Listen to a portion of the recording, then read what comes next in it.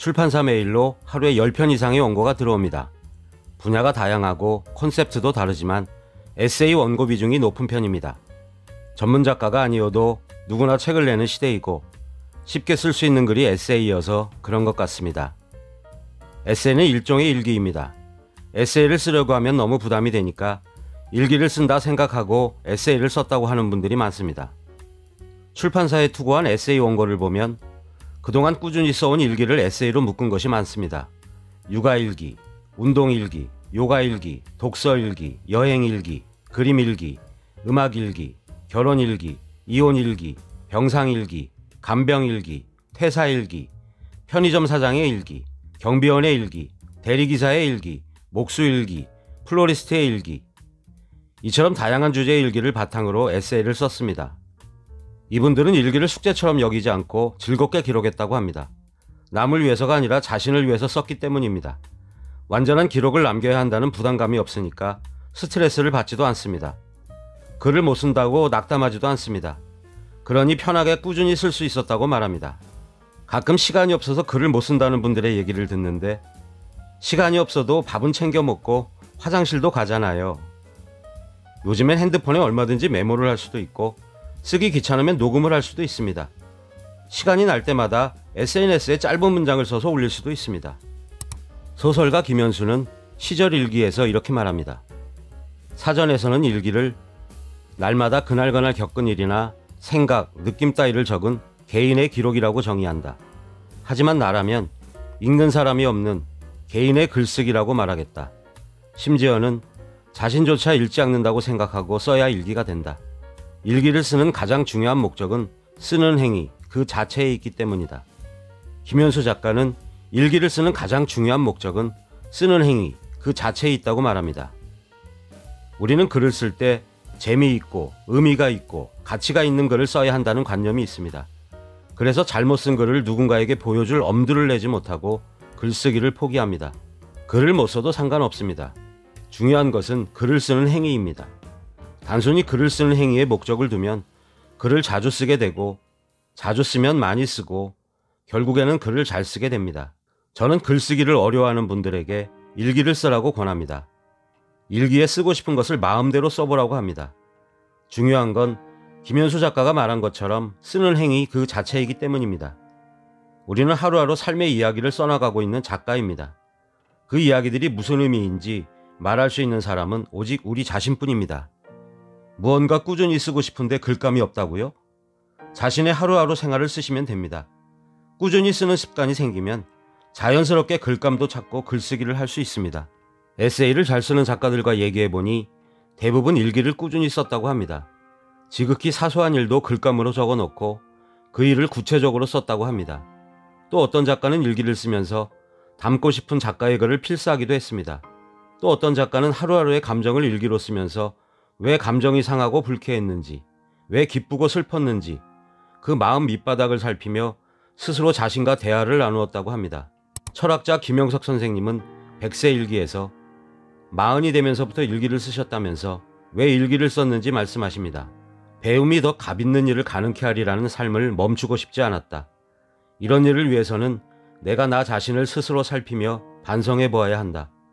나는 나됨을 찾아 성장하고 새로워지며 삶의 의미를 찾기 위해 일기 쓰기를 한 것이다.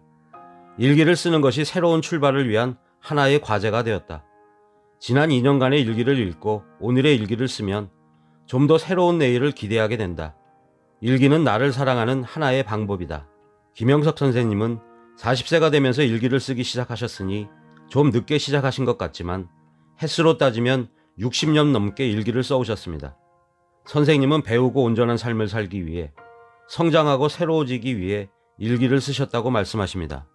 김신혜 작가는 심심과 열심에서 말합니다. 답답한 마음에 일기장을 펼쳤다. 삐져나오는 한숨을 눌러가며 한 장 한 장 넘기다 보니 그 안에는 내가 보내온 하루하루가 들어있었다. 부모님과 나눈 이야기, 친구와 만나서 한 일, 소파에 들어 누워본 영화 속 대사, 도서관에서 갑자기 떠오른 생각. 그래, 이런 게 에세이지. 사소해서 괜찮은 이야기. 사는 거 별거 없으니 오늘도 어떻게든 버텨보자 하는 이야기들.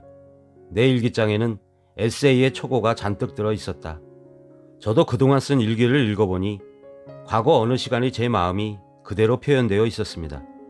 기쁘고 즐거운 일도 많았지만 가끔은 말 못할 상처들도 일기에 써 있었습니다. 분노가 가득해서 쓴 글도 있고 넋두리를 아무렇게나 적은 것도 있었습니다. 일기는 구독자가 한 명인 나만의 글입니다. 그리고 우리는 일기를 쓰면서 내 하루하루를 연재하는 작가입니다. 자, 그렇다면 일기와 에세이는 무엇이 같고 무엇이 다를까요? 김봉현 작가는 김봉현의 글쓰기 랩에서 모든 것이 에세이의 소재가 될 수 있지만 중요한 것은 소재 자체가 아니라 소재를 다루는 방식이라고 말합니다. 그러면서 일기와 에세이의 차이를 이렇게 설명합니다. 일기는 개인의 경험에서 시작해 개인의 경험으로 끝나는 글이고 에세이는 개인의 경험에서 시작해 모두의 보편으로 끝나는 글입니다. 일기는 자기 생각을 자유롭게 쓸 수 있지만 에세이를 쓸 때는 민감한 사안으로 문제가 되거나 누군가 상처받거나 원수가 되는 사람이 있어서는 안 되겠지요. 일기와 다르게 에세이는 메시지가 중요합니다. 일기는 나 혼자 보는 글이지만 에세이는 독자가 읽는 글입니다. 솔직하게 쓰는 건 좋은데 너무 적나라해서 글에 나오는 사람을 불편하게 하고 상처를 주어서는 안 됩니다. 무라카미 하루키는 에세이를 쓸 때 나의 자랑은 하지 않는다. 남의 험담을 하지 않는다. 이것을 규칙으로 정했다고 합니다. 일기는 내 생각대로 내 마음대로 쓴 글이고 에세이는 내가 느낀 것을 구체적인 사례로 들고 글의 흐름도 맥락 있게 정리해야 합니다. 김은경 작가는 에세이를 써보고 싶으세요? 에서 일기와 에세이의 차이를 이렇게 말합니다. 에세이는 기본적으로 남에게 보이기 위한 글입니다. 내가 좋아하는 것, 싫어하는 것에 대해 이야기할 때는 독자들이 내 이야기에 충분히 공감할 수 있도록 적어야 합니다. 물론 무언가를 좋아하고 싫어할 때 그냥이라는 이유는 있을 수 있습니다. 하지만 그 그냥이라는 것을 나만 느끼고 있으면 안 됩니다. 독자들도 잘은 모르겠지만 이게 마음에 들 것도 같네 하는 느낌을 받을 수 있도록 그것을 둘러싼 다른 정보들을 제공해야 합니다. 그냥이라는 이유가 이야기의 메인 소스가 되어서는 안 됩니다. 내가 좋아하는 것들을 남들도 좋아하게, 내가 불편했던 것들에 남들도 공감하게, 이것이 바로 에세이와 일기의 차이입니다. 김은경 작가는 에세이를 쓸 때 내가 좋아하는 것, 싫어하는 것에 대해 이야기할 때는 독자들이 내 이야기에 충분히 공감할 수 있도록 적어야 한다고 강조합니다. 오늘은 에세이를 쓰고 싶어 하시는 분들에게 에세이를 쓰려면 먼저 일기를 써보라는 말씀을 드렸습니다. 일기를 쓰든 에세이를 쓰든 형태가 다를 뿐 글쓰기의 속성은 같습니다. 이슬아 작가는 부지런한 사랑 프롤로그에서 이렇게 말합니다. 우리는 글쓰기의 속성 중 하나를 알 것 같았다. 글쓰기는 게으르고 이기적인 우리를 결코 가만히 두지 않았다. 다른 이의 눈으로도 세상을 보자고, 스스로에게 갇히지 말자고 글쓰기는 설득했다. 내 속에 나만 너무도 많지 않도록, 내 속에 당신 쉴 곳도 있도록. 여러 편의 글을 쓰는 사이 우리에게는 체력이 붙었다. 부지런히 쓸 체력과 부지런히 사랑할 체력. 이 부드러운 체력이 우리들 자신뿐 아니라 세계를 수호한다고 나는 믿는다. 글을 쓰면 게으를 수가 없습니다. 이기적으로 살지 않고 다른 사람의 입장을 헤아리게 됩니다. 스스로에게 갇혀 살지도 않습니다. 무엇보다 부지런히 쓸 체력과 부지런히 사랑할 체력을 기를 수 있습니다. 이슬아 작가의 부지런한 사랑에 나오는 문장으로 오늘 영상을 마무리합니다. 내 인생의 어느 하루가 다르다면 그것은 왜냐고 물어보는 일뿐이다. 보여줄 수 있는 일기를 쓴 날들이 쌓이면 언젠가는 아무에게도 보여줄 수 없는 일기를 쓰게 될 테니까. 보여줄 수 없는 일기를 쓴 날들이 쌓이고 또 쌓이면 다시 모두에게 보여줄 수 있는 글을 완성하게 될 테니까. 오늘 영상 내용이 도움이 되셨다면 구독 버튼과 좋아요를 눌러주세요. 감사합니다.